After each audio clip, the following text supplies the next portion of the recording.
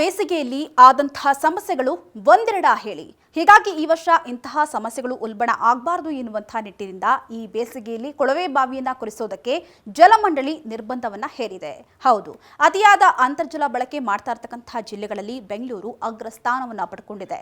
ಹೀಗಾಗಿ ಅಂತರ್ಜಲ ಸಂರಕ್ಷಣೆಯ ದೃಷ್ಟಿಯಿಂದ ಮುಂಬರುವಂತಹ ಬೇಸಿಗೆಯಲ್ಲಿ ಕೊಳವೆ ಬಾವಿ ಕೊರೆಸೋದಕ್ಕೆ ನಿರ್ಬಂಧ ಹೇರಲು ಜಲಮಂಡಳಿ ತೀರ್ಮಾನಿಸಿದೆ. ಹೌದು, ಕಳೆದ ವರ್ಷದ ಬೇಸಿಗೆಯಲ್ಲಿ ನಗರದಲ್ಲಿ ಕುಡಿಯುವ ನೀರಿಗೆ ತೀವ್ರ ತಾತ್ವಾರ ಉಂಟಾಗಿತ್ತು. ಅಂತರ್ಜಲ ಮಟ್ಟವೂ ಪಾತಾಳ ಸೇರಿತ್ತು. ನೀರಿನ ಬವಣೆಯನ್ನ ಬಂಡವಾಳ ಮಾಡಿಕೊಂಡಿದ್ದಂತಹ ಖಾಸಗಿ ಟ್ಯಾಂಕರ್ ಮಾಫಿಯಾವು ಮಹಾನಗರದ ಜನರನ್ನ ಸುಲಿಗೆ ಮಾಡಿದ್ವು. ಇದೆಲ್ಲದರಿಂದ ಪಾಠ ಕಲಿತಂತಹ ಜಲಮಂಡಳಿಯು ನೀರಿನ ಸಂರಕ್ಷಣೆಯ ದೃಷ್ಟಿಯಿಂದ ಹಲವು ನಿಯಮಾವಳಿಗಳನ್ನ ರೂಪಿಸಿ ಜಾರಿಗೊಳಿಸಿತ್ತು. ಆ ನಿಯಮಾವಳಿಗಳನ್ನ ಈ ವರ್ಷದ ಬೇಸಿಗೆಯಲ್ಲೂ ಮುಂದುವರಿಸಲು ನಿರ್ಧರಿಸಲಾಗಿದೆ. ಇನ್ನು ಬೇಸಿಗೆಯಲ್ಲಿ ನಗರದ 80 ವಾರ್ಡ್ಗಳ ವ್ಯಾಪ್ತಿಯಲ್ಲಿ ಅಂತರ್ಜಲ ಮಟ್ಟ ಕುಸಿಯಬಹುದೆಂದು ಐಎಸಿ ಅಧ್ಯಯನವನ್ನು ನಡೆಸಿ ವರದಿಯನ್ನ ಕೂಡ ಸಲ್ಲಿಸಿದೆ. ಈ ಹಿನ್ನೆಲೆಯಲ್ಲಿ ಬೇಸಿಗೆ ಅವಧಿ ಮುಗಿಯುವವರೆಗೂ ಮನಸೋ ಇಚ್ಛೆ ಕೊಳವೆ ಬಾವಿಯನ್ನ ಕೊರೆಸೋದಕ್ಕೆ ಬ್ರೇಕ್ ಹಾಕಲು ಕ್ರಮವನ್ನ ಕೈಗೊಳ್ಳಲಾಗಿದೆ.